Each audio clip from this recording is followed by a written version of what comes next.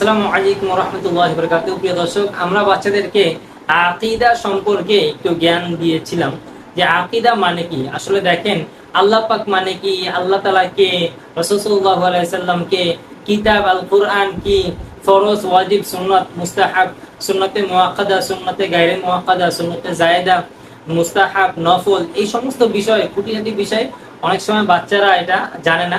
ওদেরকে ইনশাল্লাহ শেখানোর জন্য চেষ্টা করেছিলাম। তো পাশাপাশি ইনশাল্লাহ আপনাদেরকেও ইনশাল্লাহ একটু বলে রাখছি, আপনারা একটু ধারণা নেন ইনশাল্লাহ। আকায়েদ, আল্লাহ তাআলা কে, আল্লাহ পাক রব্বুল আলামিন কে, আল্লাহ তাআলার একটা সংক্ষিপ্ত পরিচয়। যিনি আমাদের মাবুদ, অর্থাৎ যাহার ইবাদত আমরা করি, যিনি সর্বশক্তিমান, যাহার হুকুমে সমস্ত কিছু সৃষ্টি হইয়াছে এবং যাহার হুকুমে সমস্ত কিছু ধ্বংস হইয়া যাইবে, যাহার কোনো শরীক নাই, যিনি সমস্ত কিছু দেখিতে এবং শুনিতে পান, যিনি অনাদি অনন্ত, যিনি কিয়ামতের দিন আমাদের ভালো মন্দের বিচার করিবেন, তিনি হলেন আল্লাহ রব্বুল আলামিন। এখন আসি আমরা রাসূল সাল্লাল্লাহু আলাইহি ওয়াসাল্লামকে। আল্লাহ পাক যুগে যুগে পথভ্রষ্ট মানুষকে হেদায়েতের জন্য সর্বগুণ সম্পন্ন নবী ও রাসূলগণকে বিশেষ বিশেষ কিতাব সহ পাঠাইয়াছেন, যাহারা বিপদগামী মানুষকে আল্লাহর বাণী দ্বারা হেদায়েত করিয়া তাহাদের মধ্যে শান্তি স্থাপন করিতে চেষ্টা করিয়াছেন।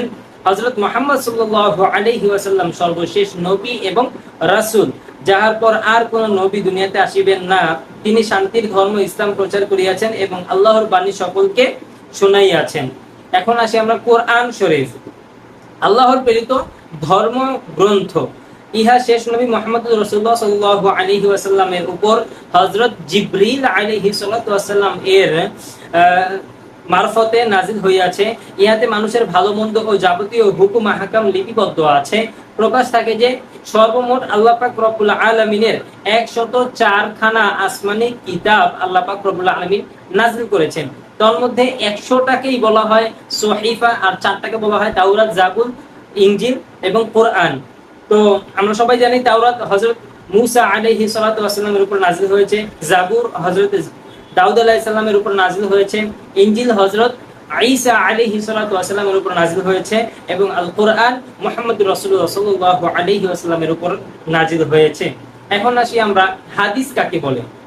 হাদিস হযরত মুহাম্মদ সাল্লাল্লাহু আলাইহি ওয়াসাল্লাম যা বলিয়াছেন এবং যা নিজে তিনি করিয়াছেন, অথবা তাহাকেও সাহাবায়ে কেরাম রিদওয়ানুল্লাহি তাআলা আলাইহিম আজমাইন তারা এটা করেছেন, রাসূল সাল্লাল্লাহু আলাইহি ওয়াসাল্লাম সমর্থন করেছেন, মনোসমর্থন করেছেন, একে হাদিস বলা হয়।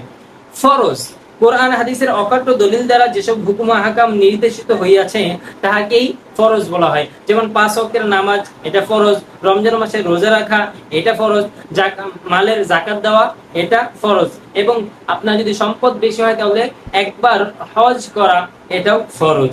ওয়াজিব কাকে বলা হয়? রাসূল আকরাম সাল্লাল্লাহু আলাইহি ওয়াসাল্লাম যাহা করিয়াছেন বলিয়া প্রমাণিত আছে, না করার প্রতি ওয়াইদ, ভীতি প্রদর্শন হইয়াছে, তাহাই হলো ওয়াজিব। নিজে করেছেন এবং না করলে শাস্তি আছে, এটা রাসূল সাল্লাল্লাহু আলাইহি ওয়াসাল্লাম বলেছেন, এটাকে বলা ওয়াজিব। যেমন আমরা দেখতে পাই বিতিরের নামাজ, এটা ওয়াজিব আমল। সুন্নাতে মুআক্কাদাকে বলে রাসূলুল্লাহ সাল্লাল্লাহু আলাইহি ওয়াসাল্লাম যা তিনি করেছেন এবং না করার উপর কোনো ওয়াইদ নাই। এখানে রাসূল সাল্লাল্লাহু আলাইহি ওয়াসাল্লাম যদি কেউ না করে তাহলে কোনো এখানে শাস্তির ব্যাপারে কোনো ঘোষণা নাই, এটাকেই সুন্নাতে মুআক্কাদা বলা হয়। যেমন জোহরের 4 রাকাত সুন্নাত নামাজ আছে ফরজ নামাজের আগে, সুন্নতে গায়রে মুআক্কাদা, এটাও রাসূল সাল্লাল্লাহু আলাইহি ওয়াসাল্লাম তিনি নিজে করেছেন বা মাঝে মাঝে রাসূল সাল্লাল্লাহু আলাইহি ওয়াসাল্লাম তিনি ছেড়ে দিয়েছেন, এবং এটা না করার প্রতি কোনো কি নেই, ওয়াইদ নাই, এটা কোনো শাস্তির কোনো ঘোষণা নাই। যেমন আসরের নামাজের, ফরজ নামাজের আগে 4 রাকাত সুন্নতে গায়রে মুআক্কাদা আছে, কেউ যদি পালন করে তাহলে অবশ্যই সওয়াব পাবে, কেউ পালন না করলে কোনো গুনাহ নেই। মুস্তাহাব, মুস্তাহাব আর নফল দুটা একই মধ্যে পড়ে। তো সেটা হলো যেটা করলে আপনি সওয়াব পাবেন, না করলে কোনো গুনাহ নাই, সেটা হলো মুস্তাহাব আমল তথা নফল আমল। এই ছিল আমাদের আকায়েদের সংক্ষিপ্ত বিবরণ।